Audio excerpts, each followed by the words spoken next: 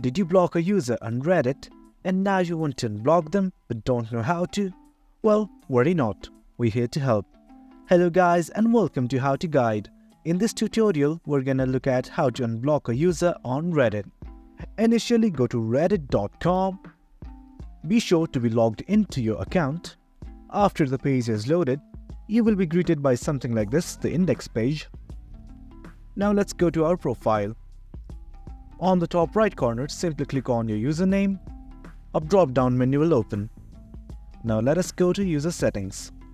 From the user settings, what we need to do is go to safety and privacy. If we scroll down, we will see safety, people you have blocked, and in here you can see the users that you have blocked. You can also block another user from here. Simply type the username and click on add. But now I want to unblock this person. Simply click on remove and that person is now unblocked.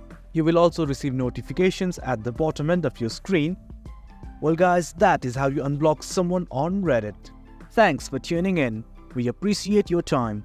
If you enjoyed this video, make sure to subscribe, hit the bell icon for notifications and stay tuned for more exciting content coming your way. Your support fuels us. Until next time.